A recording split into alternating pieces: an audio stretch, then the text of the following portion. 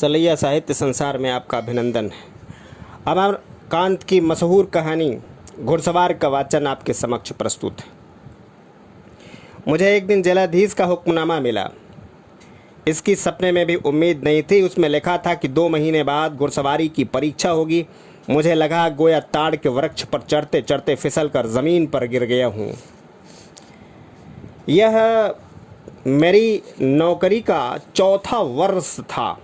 उसके पहले मैं बहुत परेशान था, लेकिन सौभाग्य से धर्मवाद, जातिवाद आज मूंगफली की तरह लोकप्रिय थे। तो मैं विभिन्न धाराओं में कभी चित्त, कभी पट, कभी खड़ियाँ तरने लगा और चल निकला। उसके बाद मस्ती कटने लगी। गाँव में लोग मुझे बहुत ऊंचा अफसर समझकर खातिर करते और शहर में विद्वान। मैं शादी, बारात, पार्टियों और समारोहों में अनिवार्य रूप से बुलाया जाता। मैं सुग्गे की तरह टाएं टाएं बोलता और अच्छे से बोलना सीख गया और अंतिम सत्य की मड़ी को मुट्ठी में लेकर लोगों को उनकी ज़रूरत के अनुरूप ज्ञान की बातें बताने लगा कि किंतु दाल भात में यह ऊंट का गुठना कहाँ से आ गया। मैं बेहद डर गया। अजीब घन चक्कर है, मैंने बुदबुदाया। यह सच है कि हाड़ मांस के जीवित घोड़े पर मैं आज तक कभी चढ़ा ही नहीं था। यद्यपि इंसान होने के नाते घोड़े से कुछ संबंध होना स्वाभाविक ही है। बचपन में लाठी पर बैठकर कुछ ऐतिहासिक लड़ाइयाँ जीती थीं और बड़ा होकर कल्पना के घोड़े दौड़ाने में दक्ष हो गया था। लेकिन एक तरह से मैं अपने को घुड़सवार ही समझता था, ठीक उसी तरह जैसे हर व्यक्ति अपने को अच्छा अभिनेता और अच्छा निर्देशक समझ लेता है। दोस्तों से यदि इस विषय पर कभी बात चलती तो मैं ऐसे कुशल अस्पष्टता का कमाल दिखाता कि वो मुझे अच्छा घुड़सवार समझ लेते।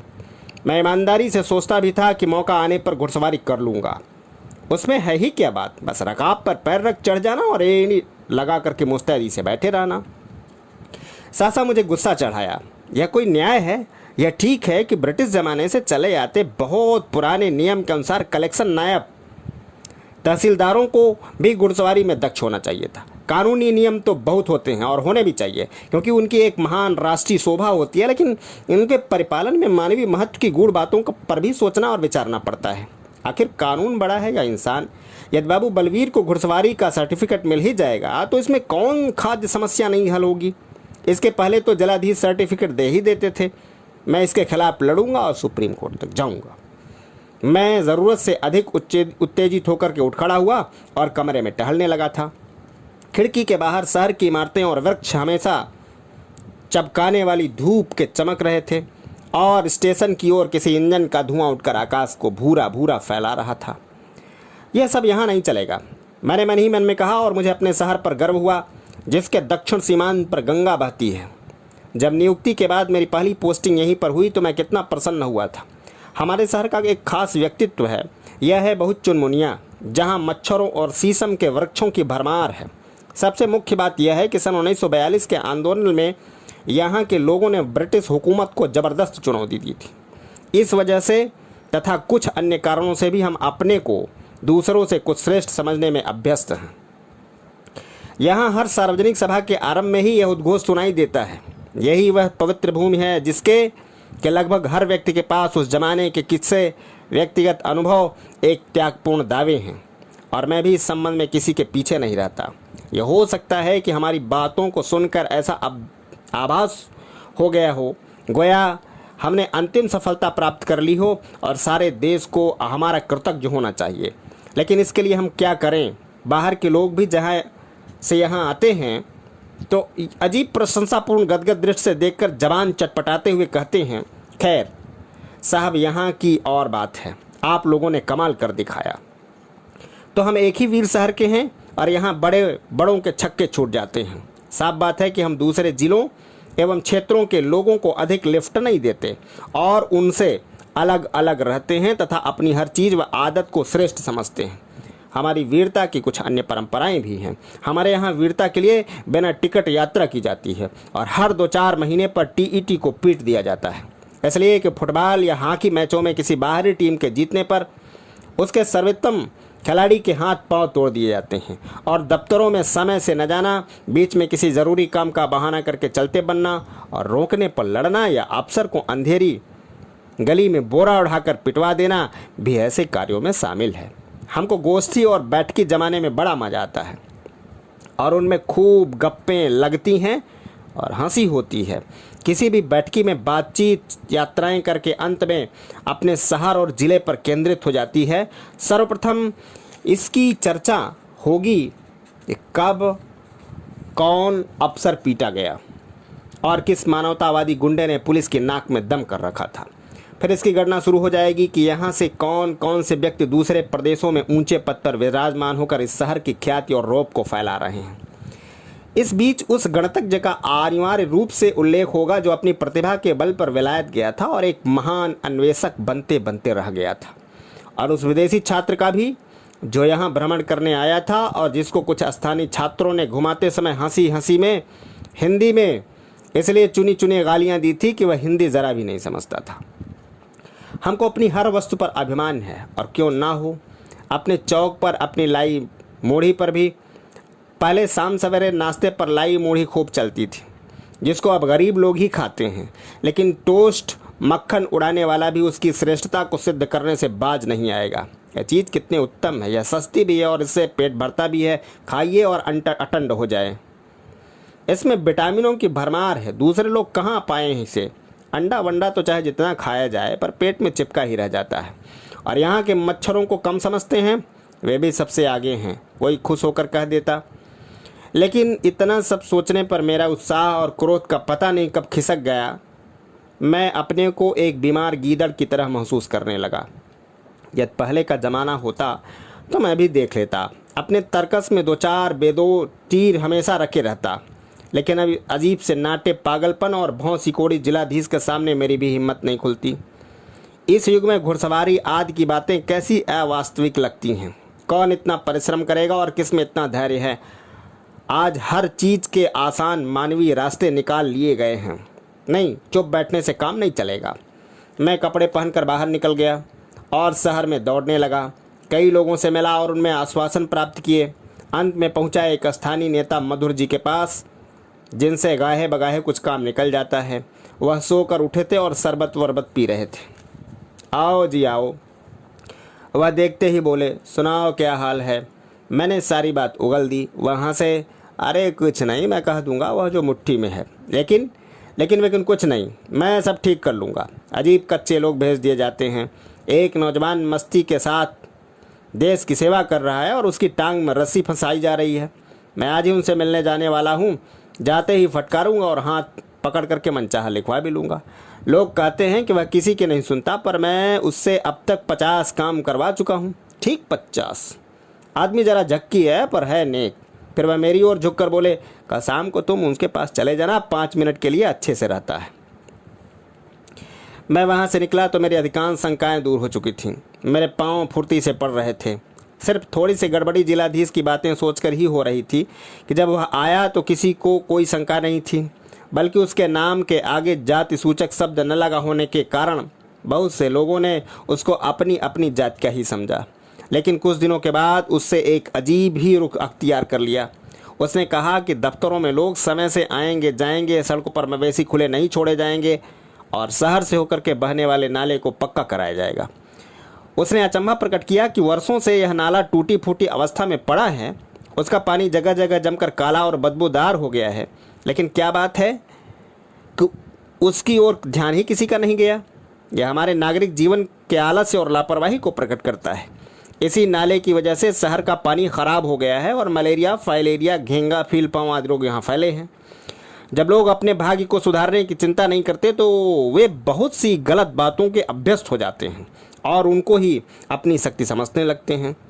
उसकी यह खरी खरी बातें लोगों को बहुत बुरी लगी, विशेष रूप से लापरवाही और आलस्य का आरोप। जब बड़े से बड़े नेता और विद्वान यहाँ आकर इस तरह की तारीफ कर जाते हैं तो एक अदना से अफसर की यह हिम्मत, बहुत ही जल्दी आटा दाल का भाव मालूम हो जाएगा। शुरू में यहाँ आकर रंगबाजी सभी झाड़ते हैं, लेकिन उसने तेज़ी से ही कार्रवाई शुरू कर दी। वह स्वयं सरकारी दफ्तरों में पहुंच जाता था और एक एक बात का निरीक्षण करता। वह दल बल के साथ शहर का राउंड लगाना भी न भूलता। अब सरकारी कर्मचारी और अफसर बहुत व्यस्त नजर आते। कई लोगों के खिलाफ डिपार्टमेंटल कार्रवाई की गई और बहुत से मवेशी पकड़कर मवेशी खाने में बंद कर दिए गए। एक आरामदेह, निश्चिंत और ढली ढलाई जिंदगी में खलल पड़ने लगा। लेकिन सबसे अधिक बवंडर उस समय खड़ा हो गया जब नाले की मरम्मत शुरू हो गई। नाले पर जहाँ तहाँ पत्थर की पट्टियाँ रखकर दुकानें खड़ी कर ली गई थीं। क्या इन दुकानों को हटाना पड़ेगा? यह राष्ट्रीय व्यापार धंधों पर एक धोखा भरा प्रहार है। इसको बर्दाश्त नहीं किया जाएगा। कई प्रतिनिधिमंडल जिलाधीश से मिले, कई सभाएं हुई, 2-3 जुलूस भी निकले, सरकार के पास कागजी घोड़े प्रेषित किए जाने लगे, अखबारों में कुछ आक्रोश भरे पत्र छपे, लेकिन वह कुछ नहीं बोला और चुपचाप दृढ़तापूर्वक काम बढ़ाता चला गया। कुछ ही दिनों में सड़क साफ नजर आने लगी और दफ्तरों में काम दाम भी होने लगा। इसके बाद साधारण लोगों में उसकी तारीफें भी होने लगी और उसकी दिलेरी के कुछ अजीब अजीब किस्से भी उड़ने लगे। प्रशंसक तो मैं भी हूँ, लेकिन कानून के एक एक नियम को बिना सोचे समझे कार्यान्वित करना कहाँ की अक्लमंदी है। खैर, मैं दूसरे दिन जिलाधीश से मिलने कचहरी की तरफ गया। बड़ी मस्त हवा चल रही थी। कचहरी के अहाते में मैंने एक नाटे और तगड़े व्यक्ति को बेंत हिलाते हुए एक बकरी को दौड़ाते हुए देखा, जो भीतर घुस घुस करके फूल पत्तियों को चर रही थी। मुझे हंसी आ गई। मैंने गौर करके उस आदमी को देखा। मेरे शरीर का खून अचानक सूख गया। वह जिलाधीश ही था। पता नहीं कैसे यह ख्याल मेरे दिमाग में उत्पन्न हुआ कि यह पागल आदमी कहीं लपक कर मेरी पीठ पर 2-4 बेंत न जमा दे। मेरे मुंह से धीरे से एक कराह की पतली आवाज़ निकली। मैं प्रशंसनीय फुर्ती से छिटक कर सड़क की दूरी पर पटरी पर चला गया और दुबक कर लौट चला। मैं बेहद घबरा गया और मेरे हाथ पांव फूलने लगे। काश आज मैं घुड़सवारी जानता या उसको सीख सकता, लेकिन कोई काम परिश्रम पूर्वक सीखने समझने की मेरे पास हिम्मत नहीं है और न ही इच्छा। मैंने जीवन को दूसरे ढर्रे पर चलाया और खूब चलाया है। जब सारी दुनिया यही कर रही है तो आज से मैं घोड़े टट्टू पर चढ़ने जाऊं। मैं दौड़ा दौड़ा मधुर जी के पास फिर पहुंचा। मैंने झूठ मूठ कहा कि जिलाधीश से मुलाकात नहीं हुई और वह मुझको लेकर उनके पास चले। मैंने कह दिया पूरी बातचीत हो चुकी है, रस्मी तौर पर मामूली टेस्ट होगा और सर्टिफिकेट दे दिया जाएगा। तुम इतना घबराए हुए क्यों हो? तुम घुड़सवारी तो जानते हो ना? नहीं जानता हूँ, यह कहना हेठी की बात नहीं लगी। मैंने टीप छोड़ी। आती है पर कुछ इधर उधर सी भूल गई है। खैर, किसी मामूली घोड़े पर 2-4 दिन चढ़कर अभ्यास कर लो। घोड़े पर चढ़ने में है ही क्या, बस थोड़ी हिम्मत चाहिए। खैर, मैं तो कह ही चुका हूँ, मैं हर हालत में तुम्हारा काम करा दूंगा।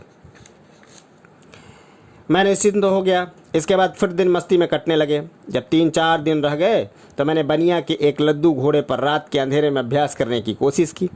मेरा नौकर घोड़े की लगाम पकड़कर आगे आगे चल रहा था, बस काम चलाने के लिए काफ़ी है। रविवार के दिन घुड़सवारी की परीक्षा हुई, जिसके लिए मेरा एक और साथी बुलाया गया था। वह बहुत प्रसन्न था। उसने हंसकर कहा उसके जीजा जी सब इंस्पेक्टर ऑफ पुलिस हैं और उनके घोड़े पर उनकी लंबी लंबी सैर की है। मैं वह आदमी हूँ कि बदमाश से बदमाश घोड़े को बैल की तरह सीधा और हुक्म परस्त बना दूँ। उसने दृढ़ विश्वास प्रकट किया। आकाश पर हल्के बादल जमे थे, शीतल हवा चल रही थी। दुर्भाग्य की बात थी कि अशोक वृक्ष के नीचे कुछ ऐसे दर्शक एकत्रित हो गए थे जिनको मनोरंजन की सदा ज़रूरत रहती है। जिलाधीश कचहरी के एक बरामदे में 2-3 अफसरों के साथ खड़े थे।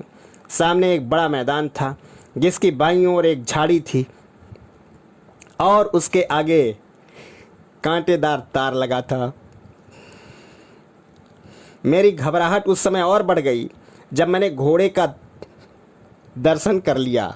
एक पुलिस के सिपाही ने लगाम पकड़कर जिलाधीश के सामने उसको ला करके खड़ा कर दिया। घोड़ा क्या, पूरा जर्राब था। उसके दोनों ओर रकाब झूल रहे थे। हे असरण शरण, आज क्या होगा? मिस्टर अवधेश चंद्र, जिलाधीश ने पुकारा। मेरा साथी उठकर फुर्ती से इस तरह बढ़ा गोया ओलंपिक की प्रतियोगिता में भाग लेने के लिए मैदान में जा रहा हो। वह सचमुच रकाज पर पैर रखकर झटपट चढ़ गया। फिर उसने ऐड लगाई। यह क्या किया कि घोड़ा दौड़कर मैदान में पहुंच गया और पिछली दोनों टांगों पर खड़ा होने के बाद दाहिनी ओर भाग चला तथा कुछ ही क्षणों में दृष्टि से ओझल हो गया। लगा जैसे फिल्म के पर्दे पर कोई सकपकाया हुआ डाकू घोड़ा दौड़ाते हुए निकल गया हो। जिलाधीश आंखें फाड़ कर उधर देखता रह गया। यह सहज कल्पना की जा सकती है कि उस समय मेरी हालत क्या हुई होगी। पता नहीं किस बुरी साइज में इस नौकरी में आया। इससे तो अच्छा था कि मैं किसी दफ्तर में कलम घिसटता होता और बेकार ही रहता। देखो घोड़ा किधर गया, जिलाधीश ने कहा। इसके बाद पुलिस के 2 नौजवान सड़क की ओर दौड़ते हुए गए और लगभग आधा घंटे के बाद घोड़े का लगाम पकड़ कर ले आए।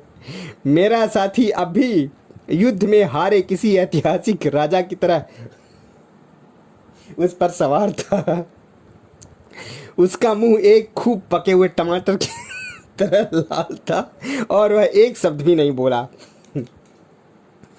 मिस्टर बलवीर, मैं मन ही में से जल्दी जल्दी महावीर जी का नाम जप रहा था, लेकिन जब घोड़े की ओर चलने लगा तो यह भूल गया कि मेरा शरीर अकड़ गया था और छाती निकल आई थी।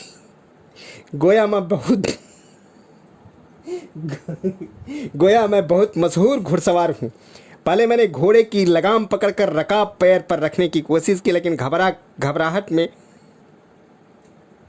वह धुंधला धुंधला सा नजर आया और उस पर पैर जमा नहीं, जिससे वह पेंडुलम की तरह हिलने लगा। मैं अब एक शिकारी के पोज में इंतजार करने लगा कि रकाब स्थिर हो तो उस पर फिर से पैर जमाऊं। मैंने जब फिर कोशिश की तो फिर वैसा ही हुआ और अब की बार मेरा पैर जमीन पर दप से नीचे आ गया। मैं पसीना पसीना हो गया और मेरा चेहरा बेहद गर्म महसूस होने लगा, गोया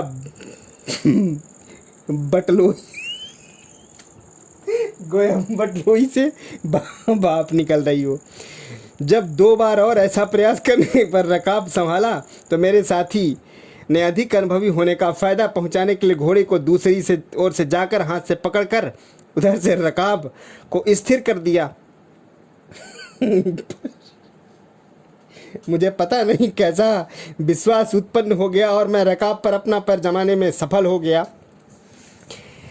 मैदान में जाकर घोड़े को 15 मिनट तक दौड़ाइए, ठीक सामने, जिलाधीश ने आदेश किया।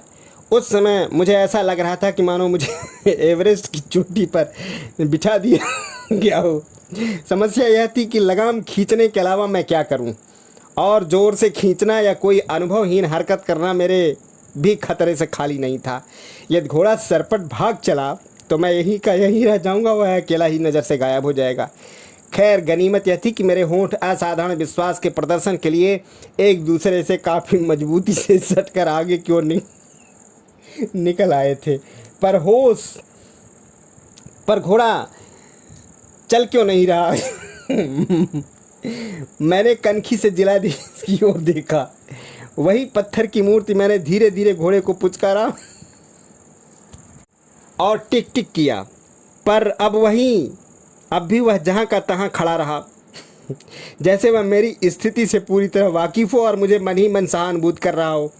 यदि सचमुच ऐसी बात हो तो मैं इसके लिए उसका कृतज्ञ था। मैंने संभाल कर लगाम को थोड़ा और खींचा, पैरों को भी हिलाया। अब की घोड़ा धीरे धीरे आगे बढ़ना और कबूतर की तरह, लेकिन 10 कदम ही चलकर वह कचहरी की दीवार से सटकर खड़ा हो गया। उसका मुंह दीवार सूंघ रहा था और मेरा पैर घोड़े और दीवार के बीच में बुरी तरह दब गया था, जैसे चक्की के 2 पाटों के बीच में कोई गाजर। कोई दूसरा अवसर होता मैं चिल्ला पड़ता, मगर इस समय मैं सराहनीयता का परिचय दिया। घोड़ा अब टस से मस होने का नाम नहीं ले रहा था। मैंने उसे बहुत पुचकारा, लगाम हिलाई पर बेकार। फिर मैं बहुत ही संभल कर उसकी लगाम की बाई रस्सी को ढील देने के बाद दाई रस्सी को धीरे धीरे अपने पैर से खींचता गया, जब तक कि उसका मुंह पीछे घूम न गया और स्वयं ही घूमने को मजबूर न हो गया। वह धीरे धीरे शरीफ व्यक्ति की तरह चलने लगा और मैं अपनी मुस्तैदी और कुशलता का आभास देने के लिए अपने रानों को घोड़ों के पीठ पर दबाने की कोशिश की, जिससे मेरा बायां पैर पहले रकाब पर दबकर फैल गया। उसका फैलना था कि दायां पैर भी उसी अनुपात में दूसरी तरफ फैल गया और इसके एक क्षण बाद ही मेरे दोनों हाथ भी रस्सियां सहित वैसे ही दूरियां बनाते हुए दोनों ओर डैने की तरफ फैल गए। यह सब अपने से हो गया और इस पर मेरा कोई वश नहीं था।